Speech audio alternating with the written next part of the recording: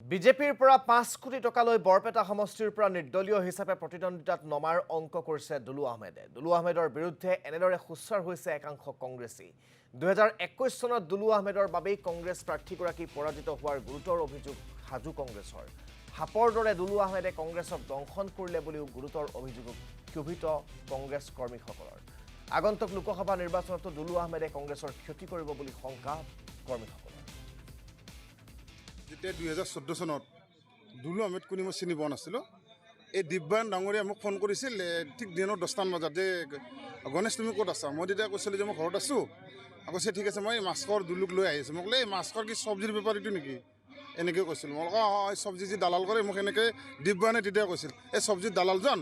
মই কৈছোঁ আহিব দিয়ক। তাৰপিছত মই ধুনীয়াকৈ মোৰ ঘৰত ভাত পানী খুৱাই দিব্যায়নে মোক ক'লে যে আবাৰ ইয়াত হাজোত ইলেকশ্যন খেলিব, তুমি এওঁক লগত লৈ হাজোখন দেখাব লাগিব। তেতিয়া মই সেইমতে দিব্যায়নৰ নিৰ্দেশ মতে মই তেওঁক হাজোত ঘূৰাই মিলাই গোটেই হাজো সমষ্টিত মই কংগ্ৰেছ দলৰ প্ৰচাৰ কৰি তেওঁক মই আগবঢ়াই লৈ আহিছিলোঁ। ২০১৬ চনত তেওঁ নিৰ্বাচনলৈ হাৰিল আৰু